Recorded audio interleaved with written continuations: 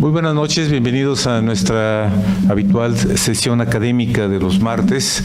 En esta ocasión, una continuación de lo que iniciamos hoy a las 10 de la mañana, en este día martes, próximo al día 27, que es cuando se conmemoran los 12 años como reserva de la biosfera o biosfera por parte de la UNESCO. Hemos dedicado, a partir de una decisión de la Junta Académica, de la Junta Directiva de esta Benemérita Sociedad de Geografía y Estadística, dedicar este día a la parte académica, reconociendo el valor del bosque La Primavera.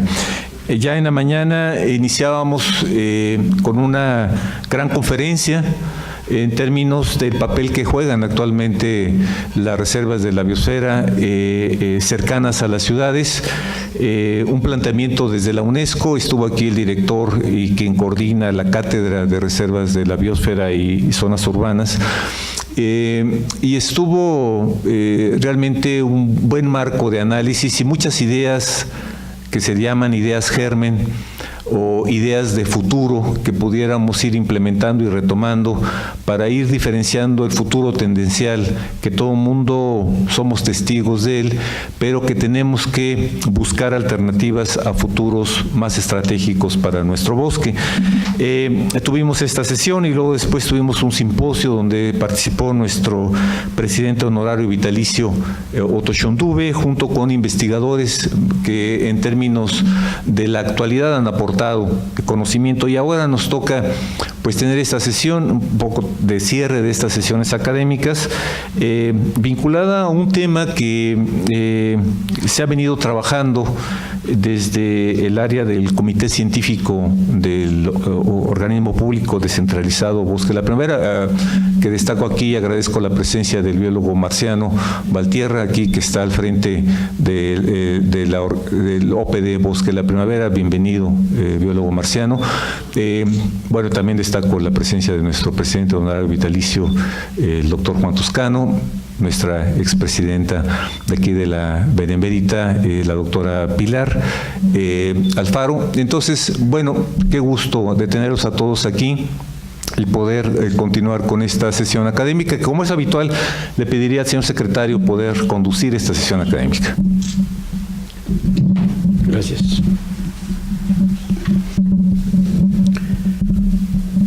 Bien, pues esta es la segunda parte de la sesión académica, las actividades académicas de hoy, martes 23 de octubre de 2018.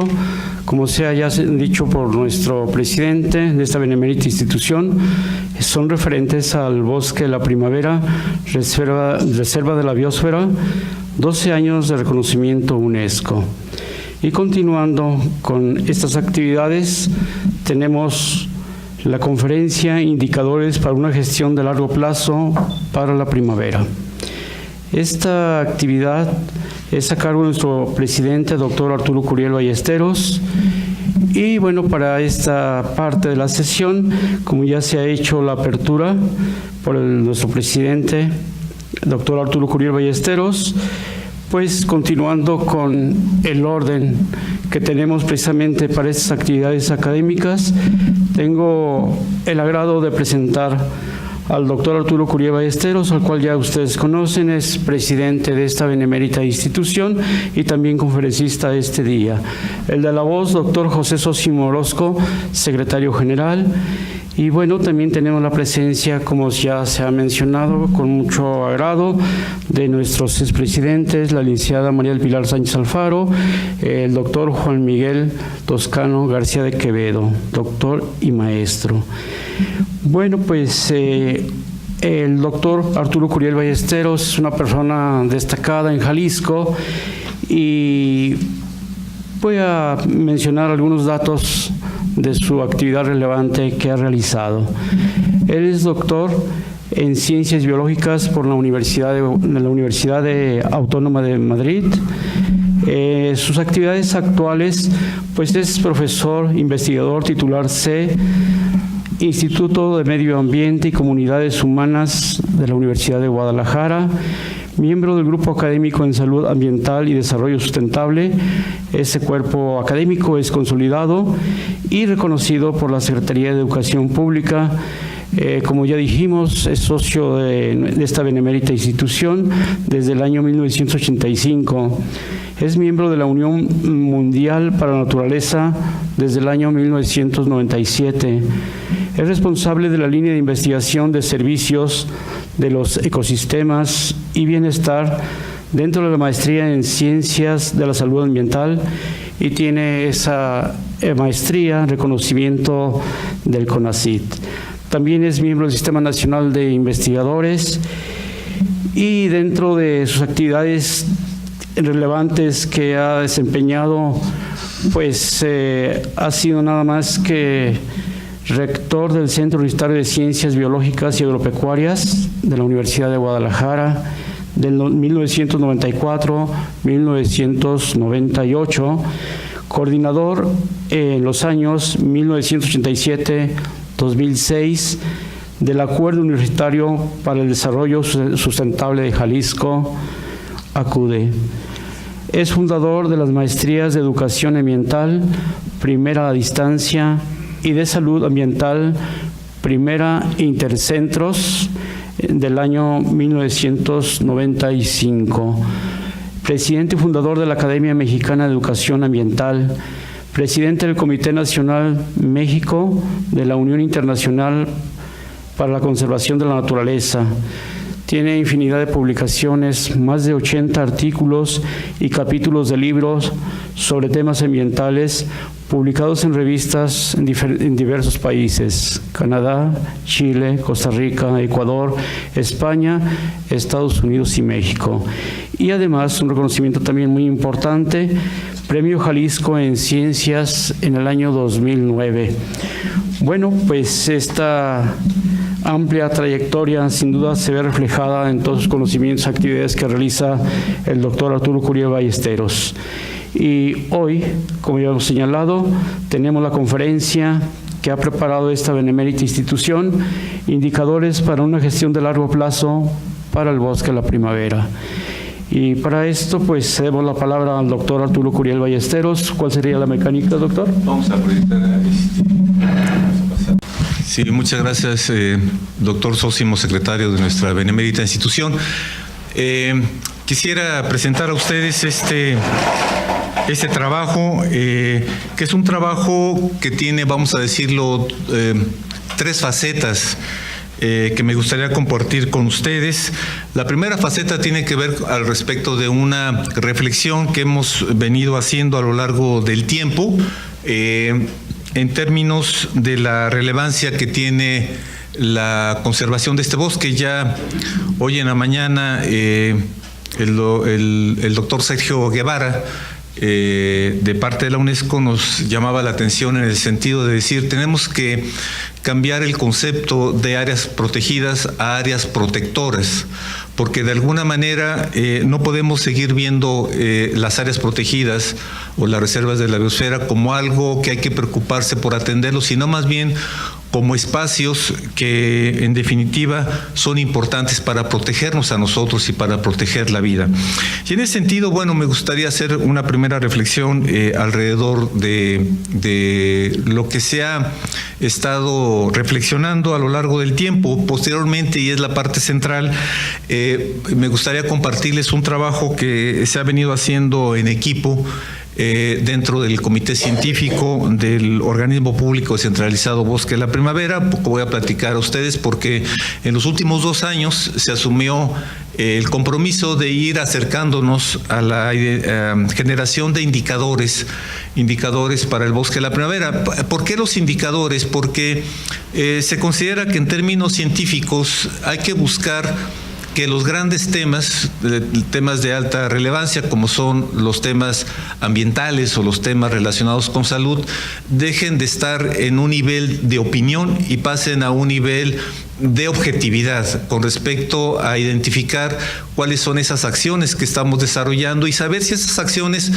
van en el sentido de una congruencia con los grandes objetivos de conservación o vamos en sentido contrario. Entonces, esta intención de superar el nivel de opinión alrededor del bosque de la primavera y entrar a una fase en donde podamos de manera objetiva estar evaluando el estado del bosque, pues es lo que ha motivado al comité científico que me honra en presidir hasta el día de hoy. Este trabajo me gustaría compartirlos con ustedes. Y finalmente me gustaría cerrar con una reflexión de lo que tuvimos hoy en la mañana con el doctor Sergio Guevara alrededor de los nuevos enfoques y los nuevos indicadores en términos de reserva de la biosfera, que en el caso de la primavera pues se conmemoran a lo largo de esta semana sus 12 años como reconocimiento de parte de la UNESCO de su relevancia y de su importancia en el contexto mundial de nuestro bosque.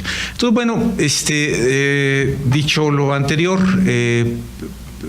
si vamos a hablar de indicadores del bosque de la primavera, primero tendríamos que entender un poco sobre la parte o mucho de lo que es este bosque.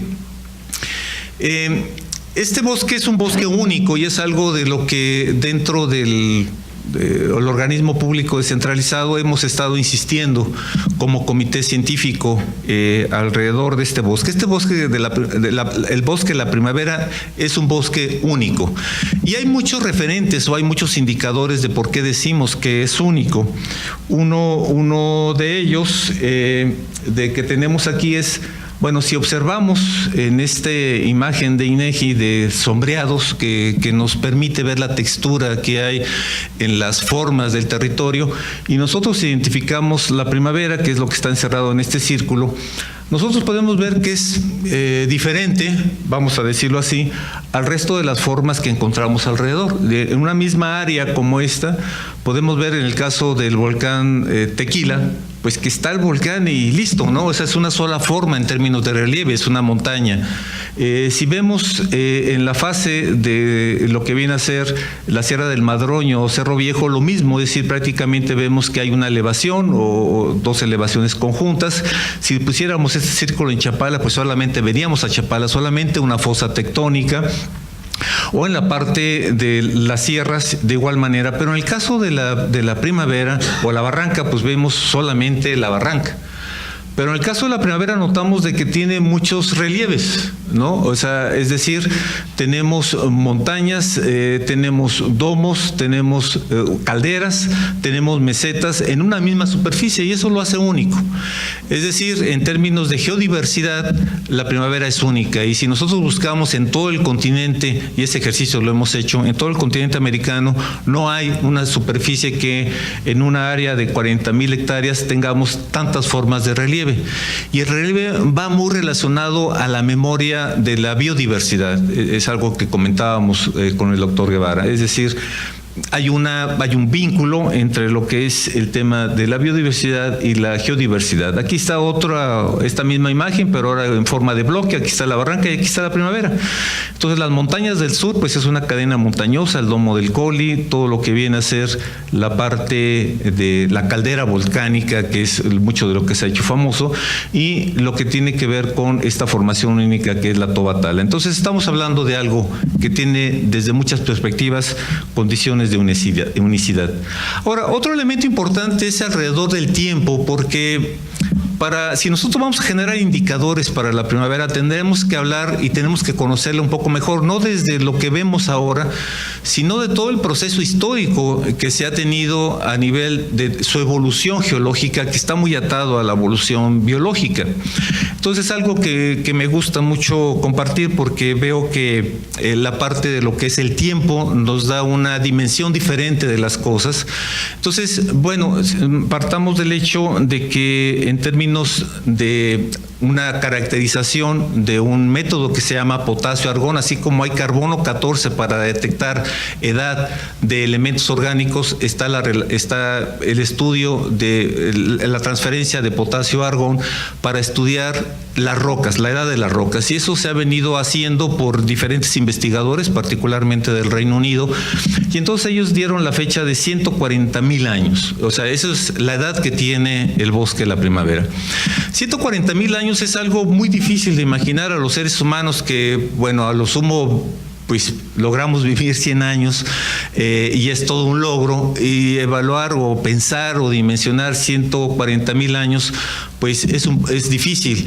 Pero retomando a Carl Sagan, aquel programa de televisión de Cosmos, que en alguna vez tratando de que nosotros, cuando estábamos viendo ese programa, comprendiéramos la edad del universo, él hizo lo que denominó el calendario cósmico. Aquí podemos pensar en el calendario del bosque de la primavera, y eso es tratar de remitir esta cantidad de años a un calendario normal, que sí podemos apreciar. Es decir, un año es una vuelta alrededor del Sol, y entonces si nosotros tratamos de interpretar lo que viene a ser la historia de estos 140,000 años en un movimiento de un año, o sea, un movimiento alrededor del Sol de nuestro planeta, quizás podamos comprenderlo mejor.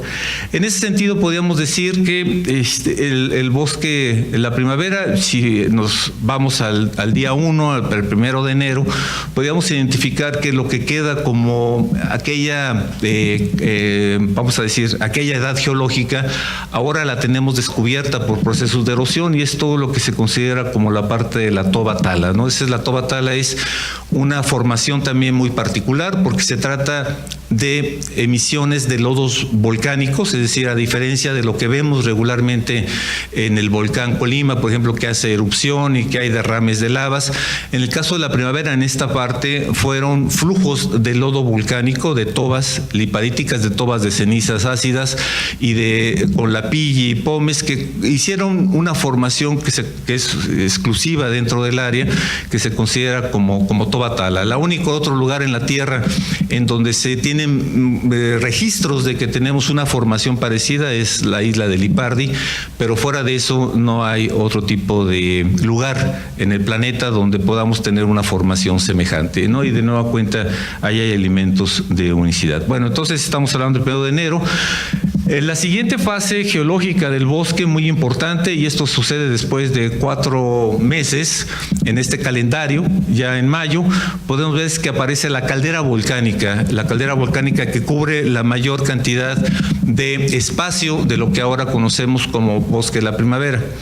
En esa caldera fue una caldera formada por cenizas, de nueva cuenta por tobas, y pues tuvimos un lago particular que estuvo dentro del cráter. Ahí se desarrolló mucho la parte de la biodiversidad en términos de peces, que ahí todavía hay algunas 9 tipos de especies que todavía se conservan de aquella fase histórica, que han logrado prosperar en términos biológicos. Y entonces, bueno, ahí tenemos ahí también una serie de algas diatomeas, que también tenemos residuos hoy en día, que nos permiten reconstruir la parte de la caldera volcánica. Es decir, la caldera volcánica es algo que en pocos lugares se da, pero en lugares como estos, formados por materiales no consolidados, como son las cenizas volcánicas, bueno, de alguna manera esto le dio una cierta particularidad y podemos situarlo más o menos en esta época. Un siguiente momento es la parte donde ya la caldera volcánica empieza a drenarse por el continuo movimiento y la erosión, se pierde este lago, queda el vestigio de los niveles de lo que fue la base de los lagos en la mesa del Nezahualcóyotl, pero algo que sucede es empiezan a aparecer las mayores, lo que ahora son las mayores elevaciones, las montañas volcánicas del sur de la primavera, ¿no? Tanto lo que siguen siendo hoy en día las mayores altitudes dentro del bosque, y también ahí hay una relación importante con la biodiversidad, porque entre más alto sea una montaña, una elevación, más biodiversidad tenemos. Y ahora tuvimos una conferencia magnífica donde nos habla, por ejemplo, que el 38% de todas las aves que hay en Jalisco están representadas en la primavera, y así toda una serie de organismos que tienen arriba del 30% una representación en el bosque, incluyendo los mamíferos. Entonces, bueno, aparecen estas montañas, lo que es el Cerro de las Planillas y el Cerro de San Miguel, que siguen siendo referentes importantes en este proceso histórico. También aquí es interesante, pasaron 4 meses también en este calendario para tener estas nuevas manifestaciones de carácter volcánico.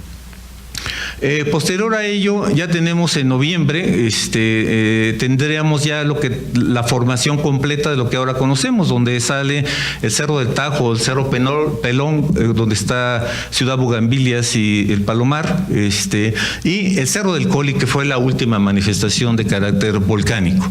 El cerro, a la hora de completar esto, todos esos aportes de lo que fue la caldera volcánica hace 90,000 años, si lo ponemos en ese calendario, hasta en el caso del Coli de hace 20,000, fueron una serie de aportes en términos de estos materiales formados por espumas volcánicas y ceniza que le dieron forma a este valle, ¿no? Al valle donde está Guadalajara, sobre todo la parte poniente de la ciudad y todo lo que es el valle de Zapopan. Es un valle muy particular y también único, porque a diferencia de otros valles que se forman por el trabajo de un río que se va desbordando y va aportando materiales año con año, en este caso no, en este caso el valle se fue formando por aportaciones que venían del cielo, por las erupciones de la primavera. Es decir, la primavera aportaba materiales hacia la atmósfera y poco a poco iban cayendo esos materiales y fueron cubriendo el relieve que anteriormente existía y formó la parte del valle. Estamos en noviembre, eso quiere decir que diciembre, enero, o sea que quizás si pudiéramos tener una nueva erupción, porque hay una vamos a decir, hay un ritmo en términos de las erupciones. La primavera no es una zona volcánica que haya terminado su actividad, porque hay fenómenos posteruptivos todavía de manifiesto. El agua caliente es una característica particular de que sigue habiendo una actividad de carácter volcánico, y la posibilidad de una erupción nueva pues es probable, pero en este calendario cósmico. Es decir, no podemos hablar de que pueda haber una nueva erupción volcánica dentro de 10 años o 20 años o 50 años, porque ese es el tiempo de los seres humanos. Más bien puede haber una nueva erupción, pero en el tiempo de la primavera. Es decir, puede haber una erupción dentro de 2,000 años o dentro de 4,000 años, por fortuna. Y entonces, en ese sentido, lo que sí es claro es que hay una migración, es decir, comenzó aquí las erupciones, luego pasó a la caldera y luego están el Cerro del Tajo, Pelón y luego la primavera y luego el Coli. Quiere decir que una nueva erupción aparecería o debiera aparecer pues aquí cercano, ¿no? Dentro del área urbana que ahora está, ¿no? Bueno, quién sabe que dentro de 4,000 años todavía haya seres humanos en este planeta, pero sin lugar a dudas la primavera puede tener esa actividad. Por eso resulta muy importante desde el punto de vista científico estar monitoreando los sismos, porque los sismos nos van anunciando esa actividad. Cuando hay de repente sismos que se localizan, que vienen en los espacios del alrededor del bosque, pues hay que tener una buena condición de alerta. O lo mismo estar monitoreando las aguas termales en términos de su composición química. Bueno, uno puede ir adelantando cosas o adelantándolo pensando en que dentro de 4,000 años es probable que haya una nueva erupción. Bueno, entonces estamos hablando de una formación geológica que está en activo y que tiene todos estos relieves que ahora los podemos apreciar de mejor manera, y eso le da una condición de geodiversidad muy particular. O sea, la primavera es un patrimonio geológico, sin lugar a dudas, del mundo, que guarda la memoria de la más reciente actividad volcánica de este tipo de material volcánico, que es material riolítico, a diferencia del Paricutín o del Ceboruco, del mismo volcán Colima, que son más bien materiales, vamos a decir, neutros o básicos. Este es un material ácido y es el más reciente que tenemos en todo el eje volcánico de este tipo de material. Bueno, entonces esto le da cierta característica. Ya si pasamos al último mes, el mes de diciembre, si nos acotamos al mes de diciembre, podemos decir que este último mes del año en la historia del bosque de la primavera, pues no estaban identificados los seres humanos, o sea, decir, pero sí estaban identificados que había organismos como mamuts o gonfoterios, y esto bajo la parte de todo el trabajo que ha ido reconstruyendo en términos de corredores de vida la Conavio, y entonces, bueno, se identifica con claridad que esto era lo que abundaba. También había dientes de sable, según los registros y la recreación que se ha hecho por parte de Conavio en estos sitios, pero seres humanos o manifestaciones culturales no lo había. Las manifestaciones culturales prácticamente podemos decir que en este calendario inician el 27 de diciembre, es decir, del 1 de enero que comenzó la actividad geológica en el bosque. Bueno, los seres humanos empiezan a dejar vestigios hasta el día 27 de diciembre del último mes del año. Entonces, bueno, ahí es donde empieza a visualizarse que también los antiguos pobladores de estos sitios, bueno, hay dos tipos de pobladores que podemos rescatar según los testimonios que han dejado escritos varios historiadores. Uno de ellos que hablaban de que cuando llegaron los españoles veían aquí que era muy particular las comunidades, porque las comunidades no estaban fijas, sino que se movían de un lado a otro y que cazaban, ¿no? O sea, cazaban venado, que sin lugar a dudas la primavera era un proveedor de alimentos en ese sentido. Inclusive San Isidro, Mazatepec, lo de Mazatepec nos recuerda la parte de la presencia de lo que viene a ser la parte de los venados. También era un taller de obsidiana. Hoy en la mañana Otto Schondube nos hablaba de todas estas manifestaciones de obsidiana, que fue un área muy importante la primavera junto con Tequila en esta manifestación de carácter cultural.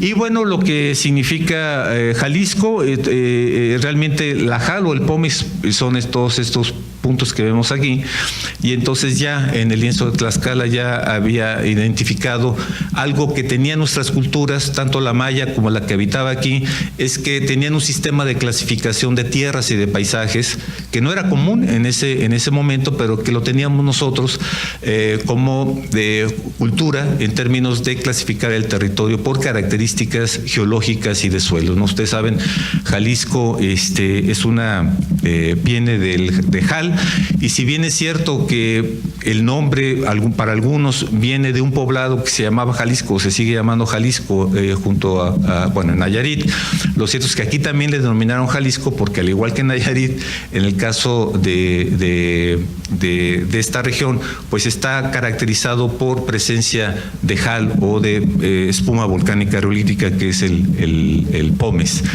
Entonces, bueno, prácticamente esa es la característica, y todo lo que conocemos como ciudad de Guadalajara, es decir, todo lo que viene a ser el siglo XVIII, el siglo XIX, el siglo XX y lo que llevamos, todo eso se sucede en el último día en este calendario de la historia del bosque, la primavera. Es decir, en el último día del año estamos reflexionando si le damos certidumbre, no digamos a lo que es un año más al bosque de la primavera, que sería garantizarlo por 140,000 años adelante, sino que tendríamos que estar pensando si somos capaces de darle un día más al caso de la primavera, que en la historia sería 383 años más de existencia al bosque. Eso significaría un día más en el calendario de la primavera.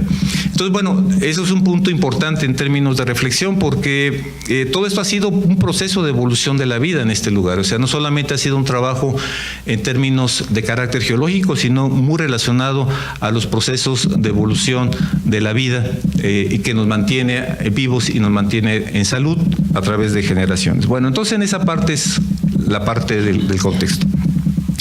Cuando dentro del comité científico se planteó la importancia de generar indicadores, también hubo la fortuna de tratarnos de hacer esta pregunta, de decir, ¿cuáles son esos indicadores que permitirían al bosque de la primavera gozar de salud cuando menos un día más, en el caso de este calendario de existencia del bosque?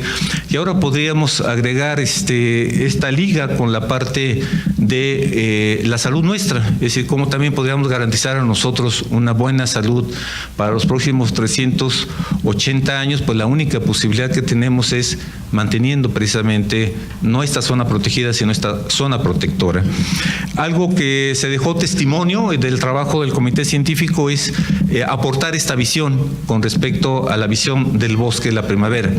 Y en esta visión, como ustedes pueden ver, algo que se tuvo a bien aportar es reconocer que la primavera no solamente tiene una importancia para los tapatíos, no solamente tiene una importancia para Jalisco o el país, sino tiene una importancia en el mundo, y eso lo atestigua que sea una reserva de la biosfera, como que es un reconocimiento mundial a las zonas claves que hace la UNESCO a estas zonas que tienen una relevancia particular. Entonces, bueno, algo que se aportó fue esta parte de tener una importancia global, de reconocer que tiene un carácter único en el caso de la primavera, y reconocer también que es una zona que nos protege, ¿no? Es decir, que nos protege y que es una área, una zona que nos puede mantener con una condición de habitabilidad, fue el término que se generó ahí, y debemos de pensar en los siglos por venir, es decir, no podemos estar pensando para los próximos 3 años o los próximos 6, tenemos que pensar en los próximos siglos. Eso fue algo que en lo particular me motiva mucho, me emociona mucho poderlo compartir en esta sesión. Bueno, cuando entramos a la parte de los indicadores, la idea no es inventar los indicadores, la idea es desde dónde podemos ir generando estos indicadores. Entonces se puede analizar desde indicadores que tienen que ver con la salud del bosque. Entonces ahí tendríamos que analizar las fuerzas que atentan contra el bosque, las presiones, el estado en que está el bosque, quiénes se exponen a ese deterioro y cuáles son las consecuencias de ese deterioro, que no solamente la pérdida de la salud, sino es la desaparición y es la extinción, en fin. Otro enfoque más sencillo de entender pudiera ser el enfoque de la parte del riesgo. O sea, si queremos que la primavera pueda mantenerse por los próximos siglos, entonces tendremos que identificar cuáles son esas fuerzas o esas presiones que de alguna manera son elementos relacionados con una amenaza hacia la parte del bosque, que es un elemento del riesgo. Está la amenaza y está la vulnerabilidad. Y entonces, ¿qué fue lo que se planteó? Lo que se planteó es, bueno, recuperar toda una serie de abordajes. En lo particular, a nosotros nos sirvió mucho recuperar cuando se hizo el primer borrador del programa de manejo del bosque de la primavera, que eso fue en 1989. Ya en el 89 nosotros identificábamos dónde estaban ubicadas y cuáles eran las diferentes presiones que tenía el bosque. Y entonces, de alguna manera, si queremos que el bosque se mantenga con vida y permanezca, pues tendríamos que estar actuando en relación a la parte de regular o de pues sí, de un efecto regulador hacia esas presiones.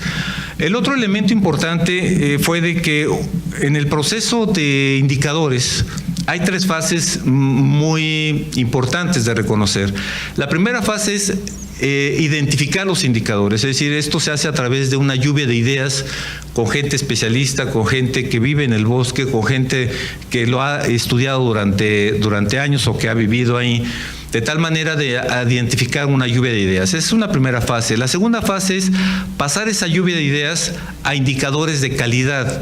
¿Eso qué significa indicadores de calidad? Se identifica aquellos que cubren con algunos de los criterios de calidad, que en este caso lo que seguimos fue estos 10 criterios de calidad que en términos de los primeros ejercicios que hubo sobre desarrollo sostenible, es decir, de permanencia del desarrollo en el planeta, se empezaron a identificar y nosotros los empezamos a manejar desde el año 2000 aquí en el contexto de Jalisco. Entonces, bueno, son estos los que son 10 criterios, y entonces decíamos que si hay una de esas ideas que cubre los 10, pues vamos a ponerle que tiene 100, ¿no? Si cubre 9, 90 y así consecutivamente. Y lo que de alguna manera se ha venido trabajando es tratar de identificar que mínimo 70, ¿no? No quisimos ir hasta los 60, pero mínimo 70, que cubriera cuando menos 7 de estos 10 para identificarlos. Entonces, bueno, hubo una primera lluvia de ideas.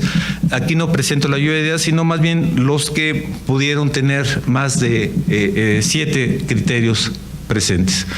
Entonces aquí está el primero de ellos. Cubre 9 de los 10 criterios de calidad. Y entonces esta parte de los asentamientos urbanos, cuando uno define un indicador, necesariamente uno tiene que definir una unidad de medida y tiene que identificar un valor deseable, porque a través del valor deseable uno va identificando la parte de una vamos a decir, de un escenario que a uno le gustaría que existiera, ¿no?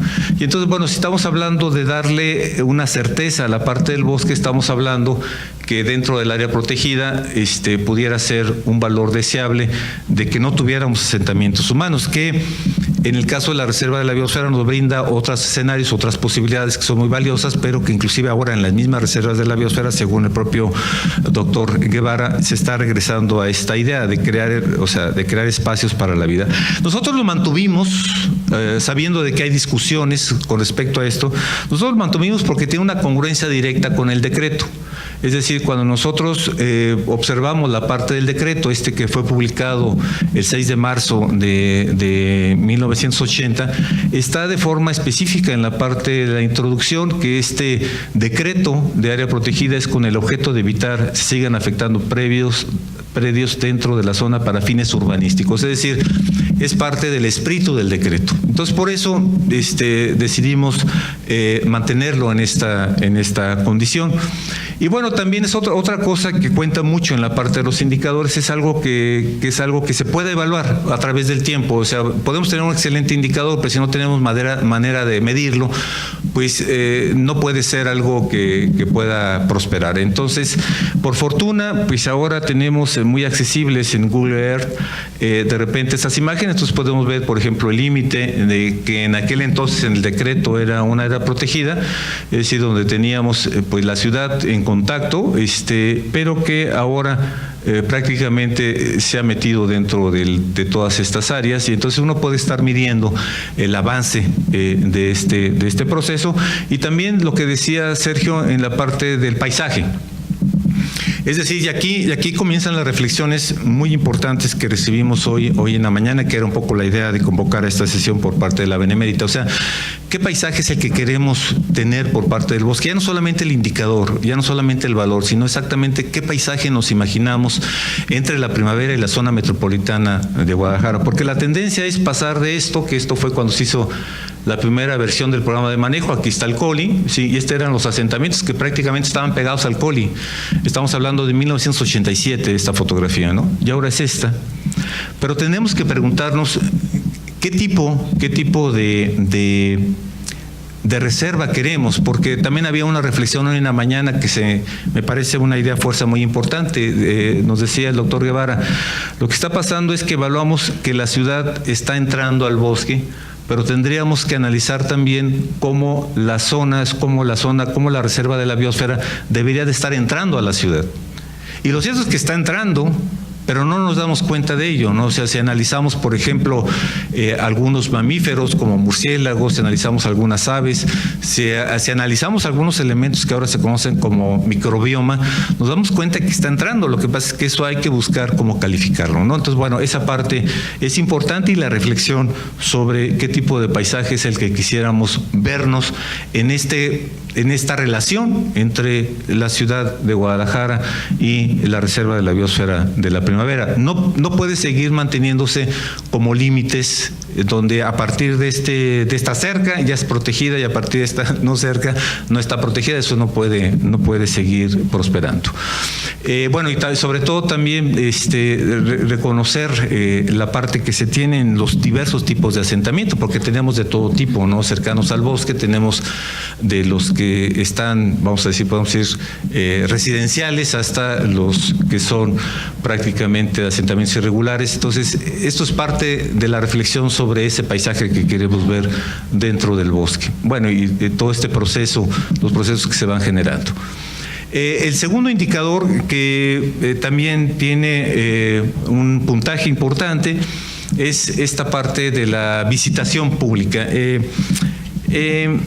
Dentro del concepto mismo de las reservas de la biosfera, se considera que debe de existir una zona núcleo que desde ahí empiece a tenerse los procesos de interacción entre lo que viene a ser la vida silvestre y los elementos que conformamos en términos culturales los seres humanos. Entonces, pero un poco la idea es que en estas zonificaciones se puedan mantener un espacio libre de presiones para los propios ecosistemas o para quienes habitan en esos ecosistemas en forma de vida silvestre.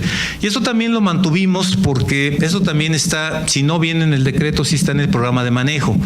Y entonces en el programa de manejo vigente hay lo que se le llaman las zonas de protección, y dentro de las zonas de protección hablan zonas de protección que serían los comparativos a las zonas núcleo, y entonces ahí mismo dice que las actividades solamente se permite la parte de investigación científica o el control del medio ambiente sin alteraciones.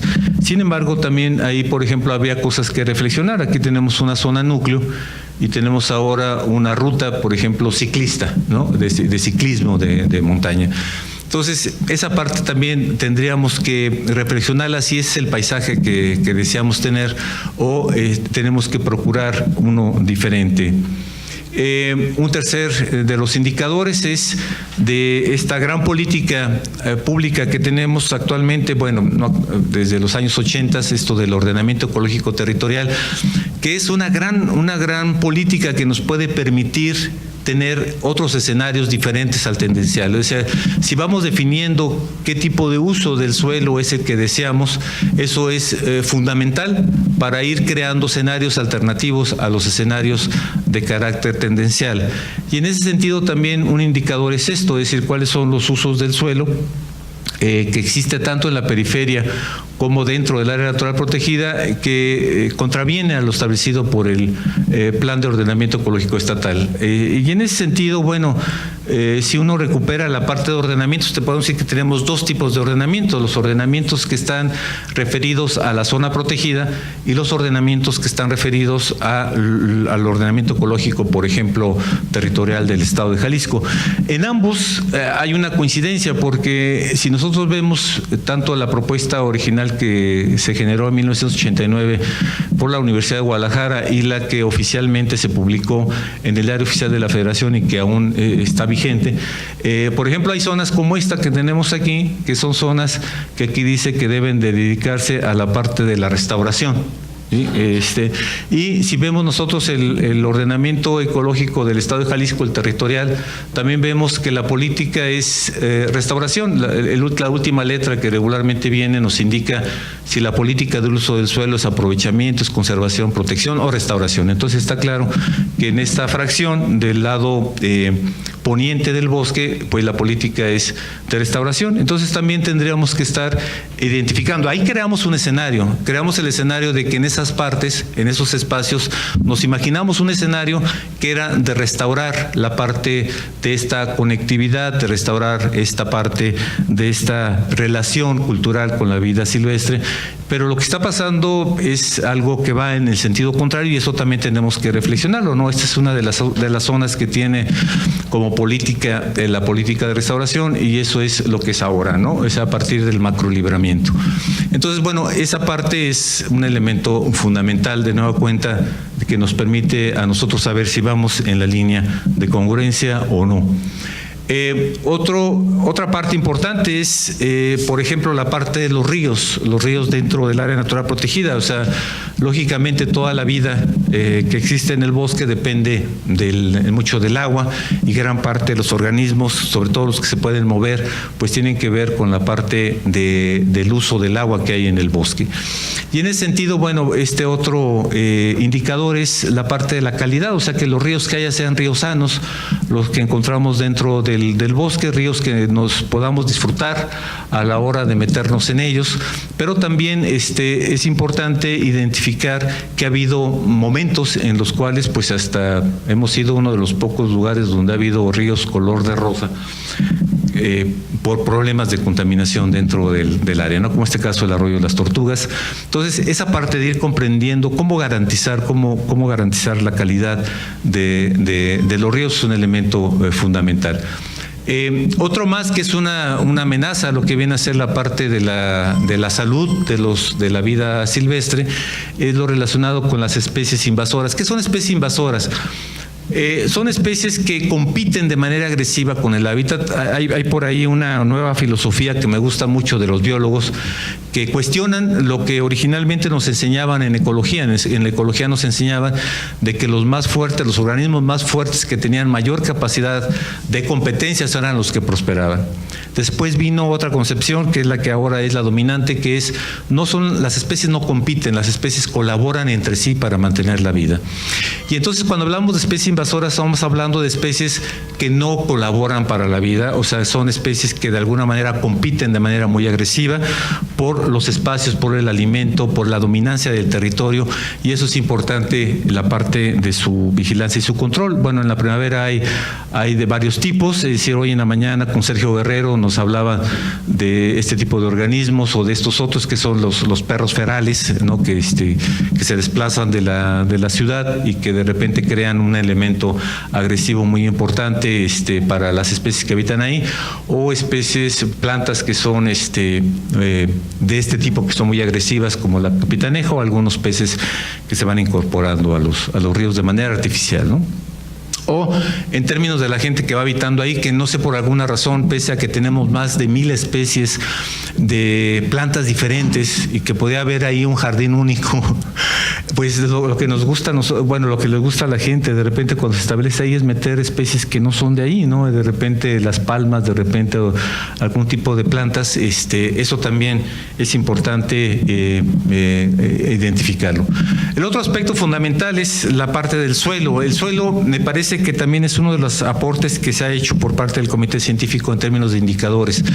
No podemos conservar la biodiversidad si no conservamos la biodiversidad del suelo, si no tenemos suelos sanos, si no tenemos suelos que alberguen la parte de esta biodiversidad, particularmente de microbiomas formados por bacterias, que son las que mantienen en mucho la salud de otros organismos. Entonces, bueno, la parte de la erosión hídrica, la vigilancia de la erosión hídrica es sin lugar a dudas un elemento importante porque es un problema, ¿no? O sea, tenemos imágenes de erosión laminar, sobre todo, es que la que se puede presentar ahí, que podemos detectar por cambios de colores en los colores de los suelos. Eso me están diciendo que son más claros porque ya el jal está aflorando, es decir, toda la capa superior del suelo ya se perdió, entonces por eso empieza a ser más claros, o empieza a haber erosión en cárcavas. Son cosas que es importante identificar estos procesos. También hay otras cosas que no tenemos resueltas, ¿no? Pero que las ponemos como elementos importantes a trabajar, que es el tema de la visitación. O sea, prácticamente en la visitación del bosque entra la cantidad de gente que de alguna manera puede pasar, puede transitar allí y pasa. Pero lo cierto es que nos hace falta identificar exactamente cuál es la capacidad de carga que hay en los diferentes espacios del bosque, que tiene que ver con uso público, porque dentro del programa de manejo hay zonas de uso público, pero aún no sabemos si esas zonas nos pueden aguantar 10,000 personas, 20,000 personas o 30,000 personas o cuánto. Porque eso es importante identificarla para no perder la capacidad de resiliencia dentro de la parte del bosque. Este es su valor que tiene en términos de puntaje, esta parte de visitación en áreas. Y pues hay realmente, sobre todo Semana Santa, es algo espectacular, porque creo que se haya llegado a contar arriba de 20,000 personas en un solo día, y entonces esa parte es fundamental estarla evaluando y estarla monitoreando. Otro punto importante, estamos ya hablando del límite de puntaje, ya son de los de 70 en términos de impactos, que tiene que ver con la densidad de caminos. Es decir, en el caso del bosque de la primavera, pues hay varias zonas que estaban así, pero ahora tenemos caminos y luego hay cada vez más densidad de caminos, y estos caminos de alguna manera son elementos importantes que habría que también pensar si esto contribuye a los paisajes que nosotros buscamos generar en el bosque o no, por el elemento de presiones.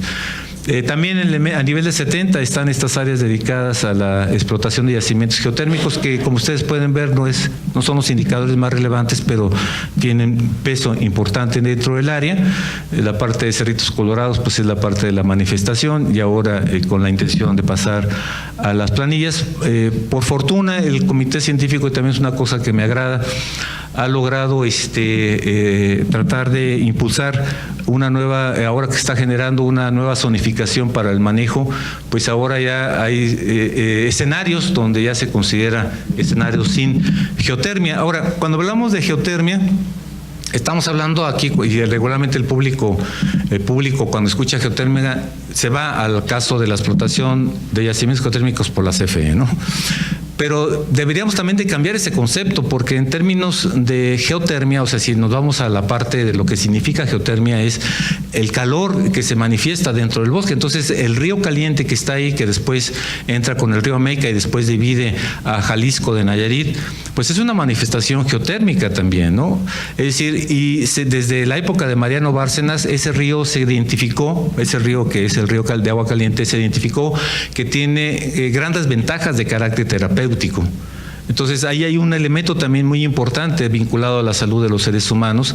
Si le vamos dando una dimensión, por ejemplo, a ese valor de geotermia, que son los ríos que se manifiestan termales, que tienen un valor importante y que en Europa, cuando menos, se consideran como bienes muy preciados. Hay especialistas médicos exclusivamente que le dicen a los visitantes, una vez que diagnostican su condición de enfermedad de la piel, sobre todo, qué tipo de baños y cuánto tiempo tiene que darse. Entonces hay un capital enorme que se perdió en la época de Mariano Bárcenas. Estaba muy identificado ese valor dentro del bosque, ahora se ha perdido, pero son elementos y son valores que habría que rescatar y rescatarlos desde los conceptos mismos de lo que significa, ¿no? El otro elemento, aparte de las presiones, el otro elemento que tenemos en estos indicadores son los indicadores de vulnerabilidad. Es decir, de alguna manera, esos indicadores que nos permiten que el bosque se mantenga esa capacidad de resiliencia, esa capacidad de mantenerse con vida. Es decir, porque es otra de las cosas que se han estado evaluando. Es decir, el bosque tiene una gran capacidad de mantenerse con vida. En las imágenes fotográficas de hoy en la mañana veíamos ahí los linces, veíamos ahí los pumas que habitan en el bosque hoy en día. También están imágenes del águila real, la misma que está en nuestra bandera, también habita en el bosque. Es decir, el bosque mantiene la parte de la vida, pero de alguna manera también es muy importante indicadores que pueden estar disminuyendo esa capacidad de restauración. Y aquí está en esta otra lógica, la lógica de vulnerabilidad. Bueno, en primer lugar tenemos, no en sí los incendios, porque también ahí hay una discusión importante de que los incendios generan una perturbación que muchas veces es una perturbación benéfica para el bosque, ¿no? Eso, los que trabajan mucho en esta parte de ecología de fuego lo defienden mucho. Y hay personas que trabajan esto en el comité científico. Pero lo que sí coincidimos es que de alguna manera no es tanto el incendio, sino el intervalo de los incendios. Y ahora la nueva característica en este siglo XXI de los incendios es que hay mega incendios. Entonces, ¿qué significa esto? Si nosotros graficamos los incendios y identificamos qué es lo normal que se queme en el bosque, por ejemplo, pues lo normal es que se queme 2,000 hectáreas al año, por decir algo, ¿no?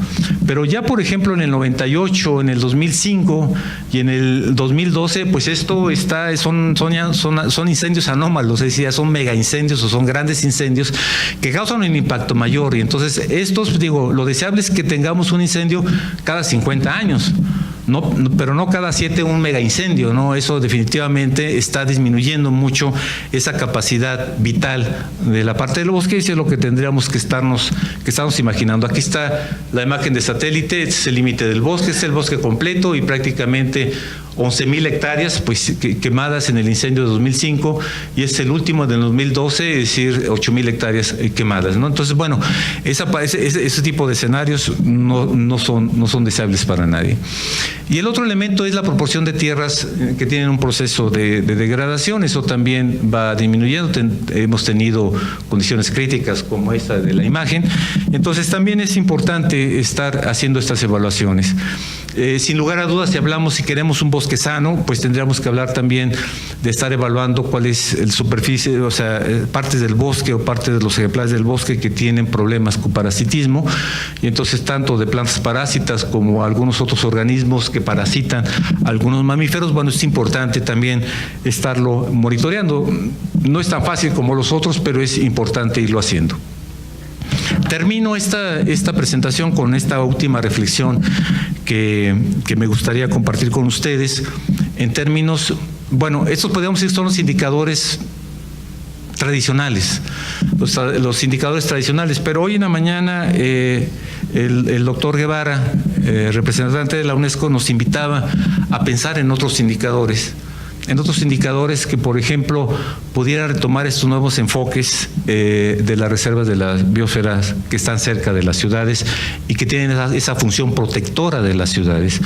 Y en ese sentido, a lo mejor tendríamos que hacer un ejercicio, y por eso me da mucho gusto que esto suceda en la Benemérita Sociedad de Geografía y Estadística del Estado de Jalisco, porque aquí tenemos un gran capital humano que podemos empezar a contribuir con estos nuevos tipos de indicadores que ahora la UNESCO nos invita a trabajar en conjunto con ellos. Es decir, debemos de reconocer que no podemos seguir hablando de espacios separados. Por un lado, la reserva de la biosfera y su límite del decreto, que a veces se quita, como ya se le quitaron 500 hectáreas al decreto de protección. O sea, si no, tenemos que identificar indicadores de lo deseable. Y parte de lo deseable es que haya una conectividad de la ciudad con el bosque. ¿Sí? Y conectividad en el sentido que el bosque, la presencia del bosque, la presencia de la reserva de la biosfera esté aquí en la ciudad y que los ciudadanos estemos conscientes de que tenemos un vínculo con ellos o con esta reserva de la biosfera de manera directa. Entonces ahí está el planteamiento, es decir, tenemos una zona que es un capital enorme, tenemos una zona que es única en términos de biodiversidad y en términos de geodiversidad. De biodiversidad, tanto plantas, animales, hongos. No hemos estudiado bacterias, pero sin lugar a dudas, cuando estudiamos bacterias, también las bacterias van a ser un elemento de alta diversidad y en términos también de relieves. Es decir, cómo nos vinculamos, cómo nos conectamos culturalmente con la reserva de la biosfera es un punto importante. Algo que hemos avanzado es reconocer en esta idea de que el bosque nos protege. Lo sabemos porque cuando lo deterioramos, por ejemplo, en los megaincendios pasan cosas que no pasan habitualmente. Por ejemplo, cuando se incendió en el 2012, pues la gente aguas abajo sufrió de inundaciones, sufrió de pérdidas materiales, hubo vidas humanas que se perdieron también, hubo patrimonio que se perdió, es decir, y se perdió porque el bosque protege contra de eso y cuando le quitamos esa función protectora, pues nos suceden desastres, los desastres de las inundaciones y los desastres de este tipo se presentan. Los desastres relacionados con la parte de los periodos históricos, donde en toda la historia de la zona metropolitana de Guadalajara, los días en donde se ha rebasado el índice de calidad del aire o los IMECAS, el índice metropolitano de calidad del aire, que tiene un límite de 500, los momentos que ha superado 400 es porque el bosque se está quemando, ¿no? El bosque está incendiando, pierde su capacidad reguladora, en lugar de proporcionarnos aire limpio y aire puro, pues sufrimos de contaminación. Y también, por ejemplo, de olas de calor, ¿no? También los grandes incendios se relacionan con la parte de olas de calor. Y entonces tenemos que ir pensando, estos no son los escenarios que deseamos para la ciudad, ya no digamos el bosque, que deseamos para la ciudad, pero hay que mantener esa conectividad, que esto pasa cuando no nos cuidamos las zonas protectoras que tenemos dentro de la ciudad, y creo que es el gran tema. Y en ese sentido esto lo dejé al último, porque esto lo tenía en el orden de los otros indicadores, porque está dentro de este proceso de lluvia de ideas y luego después de calificación. Tiene una calificación de 80. Y entonces hay como toda una filosofía en las áreas naturales protegidas de no dejar huella, o sea, de no extraer cosas cuando vamos a un área silvestre, porque cada cosa, cada planta, cada hongo, cada hoja, el suelo ahí mismo tiene un elemento, tiene una función dentro del ecosistema, y entonces el extraerlo, pues hay una condición de disturbio. Entonces por eso se planteaba de que debería de evitarse la parte de esta extracción, porque también históricamente pues se ha casado, me acuerdo que se casó ahí un puma en los años 70, ¿no? Y se exhibió en aquella tienda que se llamaba Novedades Berta, ¿no? Se pone ahí puma cazado en el bosque la primavera, ¿no? Y entonces ahí pues la gente, o sea, estábamos extrayendo al rey ahí de los carnívoros y lo exhibíamos. También hay gente que está extrayendo esto para hacer banquitos, imagínense ustedes, así como nos parece torpe que le corten las patas a los elefantes cuando los cazan para sentarse en ellos como banquitos, pues sí, también es un escenario que es, o sea, estas manifestaciones que son únicas son las que esto es una fotografía de Alberto Gómez Barbosa, un consocio de esta benemérita. Entonces hay gente que está extrayendo estas columnas que mucho tiempo se pensó que eran de origen cultural, y no, es totalmente geológico en esos procesos únicos que tiene el bosque. Pues lo están cortando para hacer cercados, eso lo pueden ver ahí, o lo están cortando para hacer banquitos.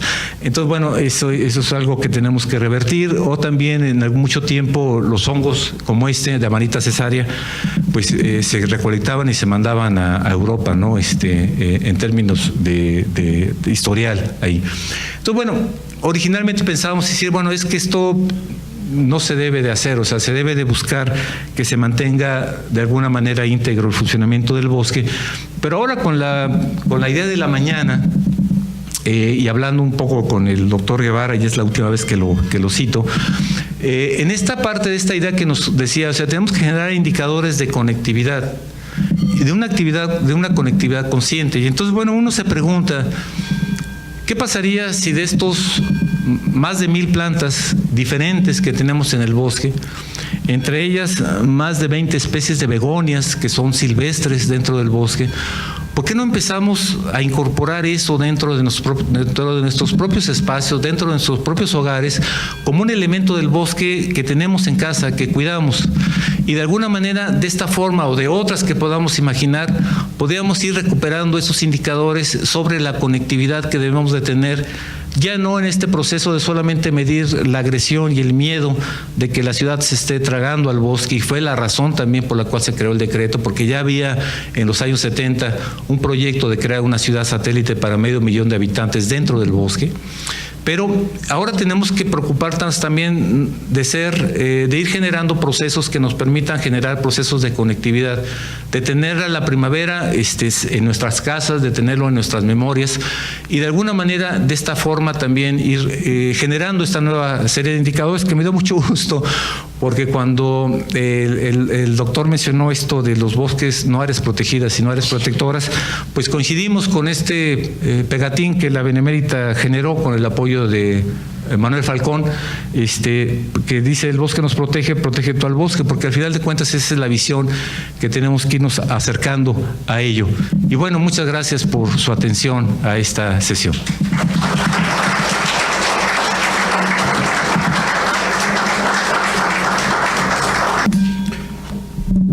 Bueno, continuando con esta extraordinaria conferencia, pues agradecemos la presencia también de nuestro expresidente, el doctor Eduardo Velasco Briceño. La presencia de todos ustedes es importante porque ayudan a fortalecer las actividades de esta benemérita institución. Bueno, pues tenemos ya aquí datos muy importantes que podemos abrir brevemente algunas preguntas, inquietudes acerca de la percepción que ustedes tienen sobre el bosque de la primavera, y sin duda muy importante para Guadalajara y desde luego para el Estado. Entonces, no sé si desean hacer algún comentario, alguna pregunta. Yo los invitaría a que también nos dieran sus aportaciones, por favor.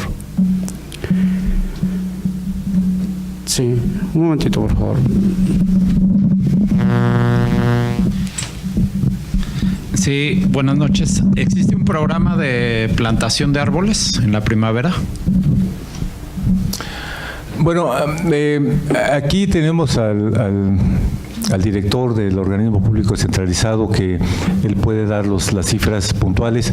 Yo lo que quiero comentar a partir de esa pregunta es una experiencia que tuvimos dentro del bosque, porque miren, por ahí en 1997 apareció un artículo científico que actualmente es el segundo artículo científico más revisado en toda la historia de la ciencia. Es un artículo que salió en la revista Nature y era de un biólogo que empezó a evaluar el valor de los ecosistemas, el biólogo Constanza.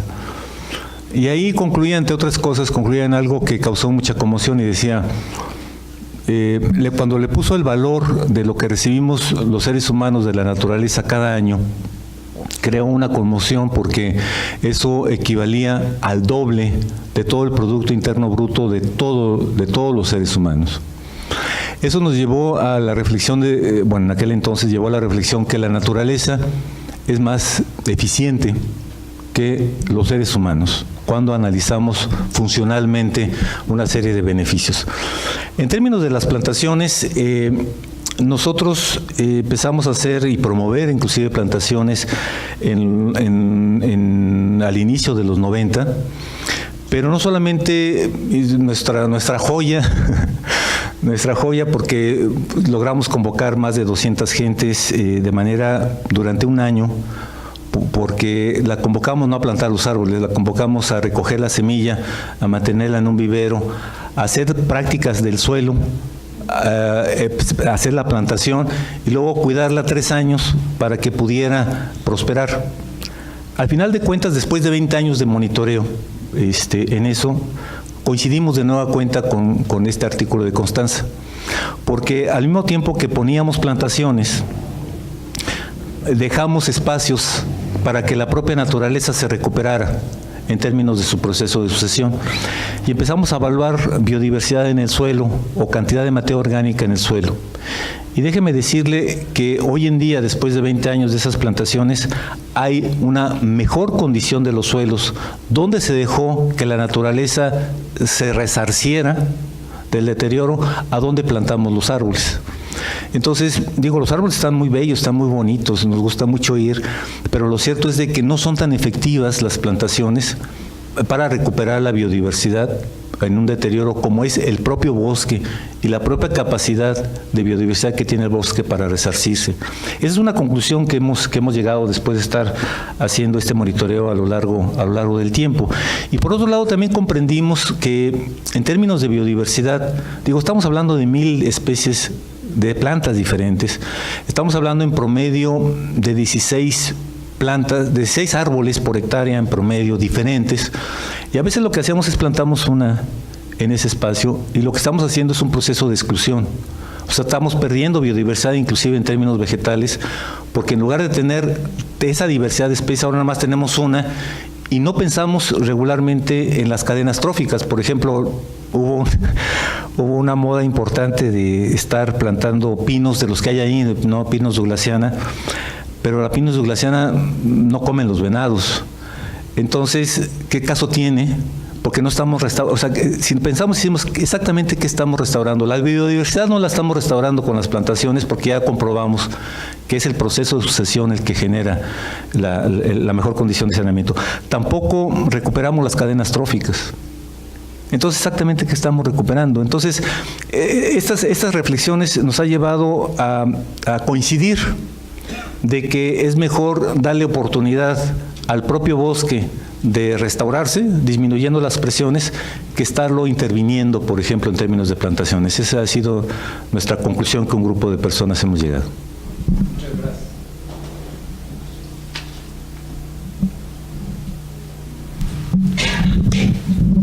A mí me gustaría nada más dejar una reflexión que me queda de lo que escucho en todo el día de hoy, que esta parte de repensar el área natural protegida, el bosque La Primavera, como un espacio estratégico para el desarrollo, como un espacio que requiere de nuevos diálogos y de nuevas reflexiones en torno a un esquema diferente, que ya el primero no nos dio resultado, pues, o no está dando los resultados esperados en términos de solo mantenerla como un área protegida, sino un área donde pensemos la importancia que esta área tiene y lo que debemos de conservar para el presente y para el futuro, o de lo que debemos mantener para el presente y para el futuro.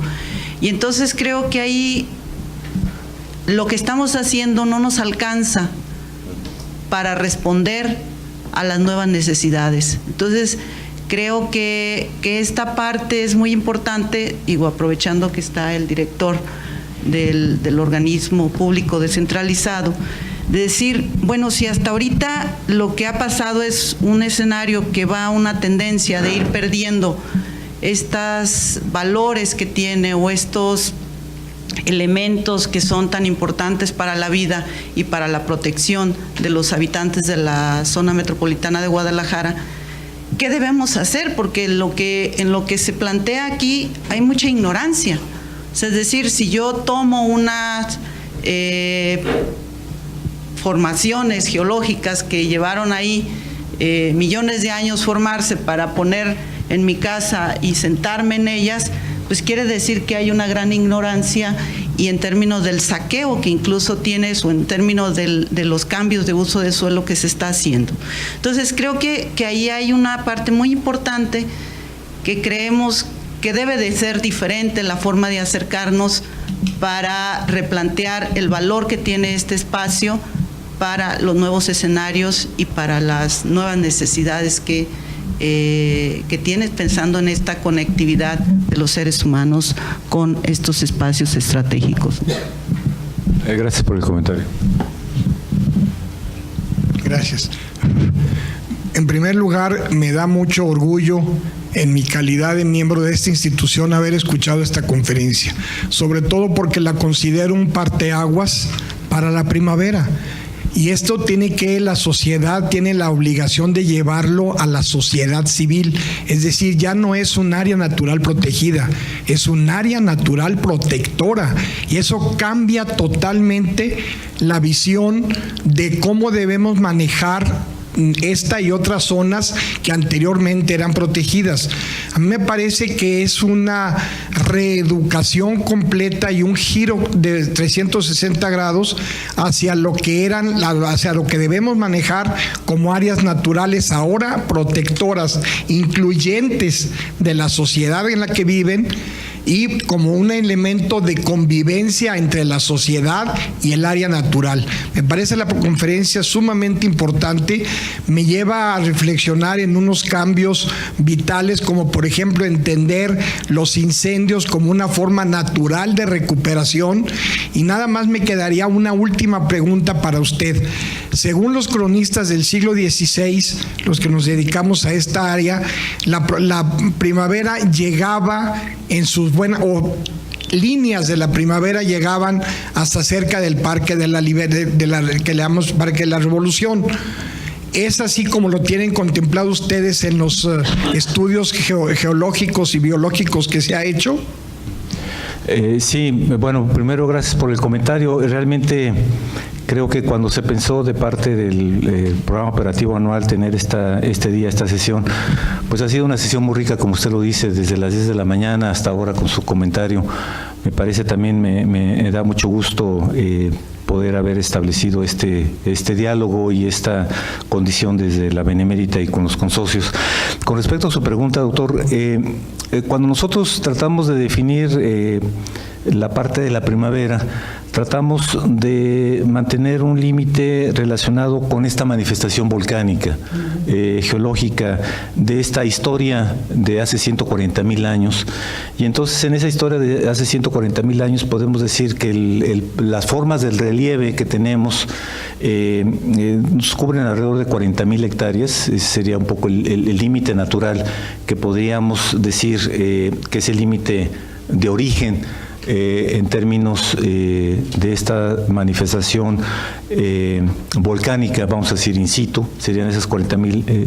Pero cuando analizamos la zona donde se tuvo influencia de esta actividad, efectivamente puede tomarse, son 150,000 hectáreas, las de la zona de influencia, donde se incluye los espacios que usted menciona, ¿no? Entonces, podemos decir que tenemos dos zonas: la zona estrictamente de origen volcánico riolítico reciente, que esas son 40,000 hectáreas, pero también reconocemos de que esa actividad volcánica tiene una influencia directa en 150,000 hectáreas. Entonces, son las dos zonas que se pueden trabajar. Sí, gracias a usted.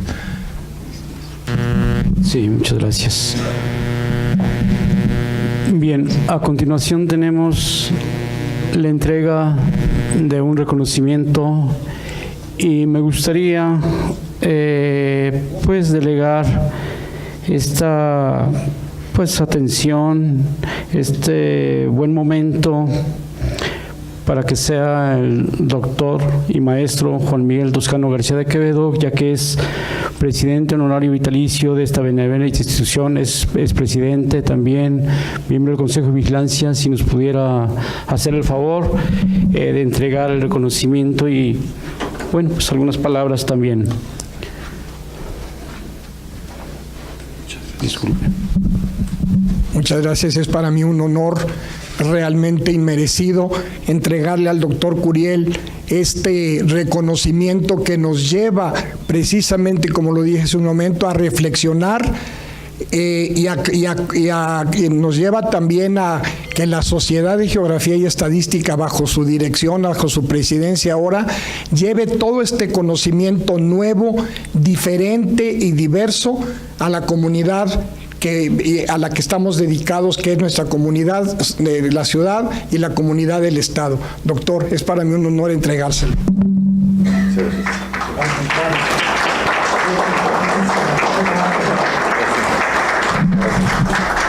Muchas gracias, señor secretario. Sí, sí.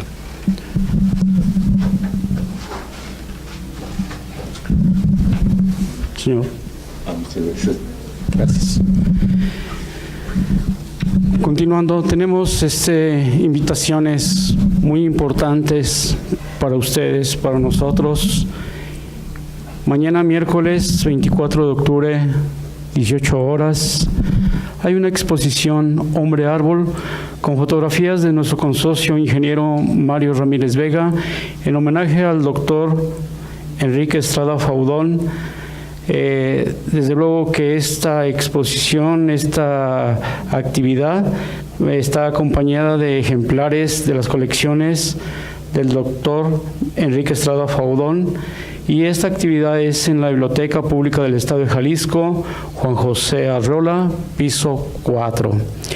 Luego, este jueves 25 de octubre a las 20 horas, tenemos la conferencia sobre patrimonio cultural, el barrio del Santuario, Hospital Civil y Panteón de Belén.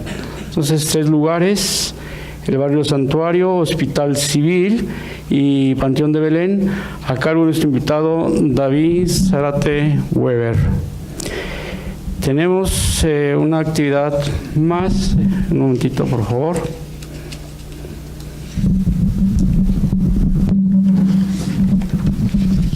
El sábado 27 de octubre a las 9 de la mañana es Día del Bosque, la primavera. Es una iniciativa ciudadana, salida de campo a la Reserva de la Biosfera, Bosque la Primavera. Sin duda el doctor Arturo Curiel nos podrá decir de dónde es la salida. El martes 30 de octubre a las 8 de la noche hay una actividad que se llama Presencia Japonesa en Jalisco. Son conferencias, 2 de ellas: Migración japonesa a Guadalajara en el siglo XVII, y la segunda conferencia, Migración japonesa a Jalisco, fines del siglo XIX y principios del siglo XX, a cargo de nuestros invitados, la doctora Huelva Reyes, investigadora del Departamento de Estudios del Pacífico, y el licenciado Héctor Palacios Mora, que es historiador. Tenemos también una atenta invitación para ustedes, una invitación a un convivio, un pequeño convivio que esta institución tiene preparado. Y finalmente el mensaje de clausura de la sesión por el doctor Arturo Curiel Ballesteros, y si desea agregar algún dato más acerca de esta importante visita al Bosque de la Primavera. Sí, muchas gracias, señor secretario. Bueno, quisiera agradecer públicamente el apoyo que estamos recibiendo del organismo público descentralizado, que es nuestro apoyo para la parte de la salida de este sábado. Muchas gracias, biólogo Marciano Valtierra, por este apoyo. Con esto realmente estamos cerrando la parte de las actividades dedicadas a la primavera. Nuestra sesión académica fue el día de hoy y nuestra salida de campo está pensada para este sábado. Ahí los informes con Rosy pueden tener la gente que pueda estar interesada. Y comentarles, este semestre estamos trabajando dentro de esta Benemérita Sociedad de Geografía y Estadística del Estado de Jalisco con un seminario permanente que denominamos Jalisco ante los cambios globales, y este segundo semestre lo estamos dedicando precisamente a la biodiversidad. Por eso muchas de las actividades tienen esta liga, esta exposición que ya nos hablaba el señor secretario, que se inaugura el día de mañana en la Biblioteca Pública sobre la parte que se denomina Hombre Árbol. Es parte de esta actividad, inclusive lo de la presencia japonesa en Jalisco, porque todo surgió, este evento de la presencia japonesa en Jalisco surgió porque nos preguntábamos en un evento que tuvimos en Los Colomos cómo surgió todo este proyecto del jardín japonés que es tan visitado y es tan valorado por parte de quienes habitamos esta ciudad, cómo surgió. Entonces, bueno, un poco es recuperar una historia desde un plano muy amplio.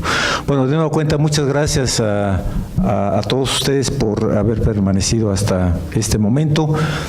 Particularmente muchas gracias a quienes nos vienen acompañando desde las 10 de la mañana en la sesión del del día de hoy. Y sin más, siendo las 21 horas con 20 minutos de este martes 23 de octubre del 2018, damos por terminada nuestra sesión académica del martes. Muchas gracias.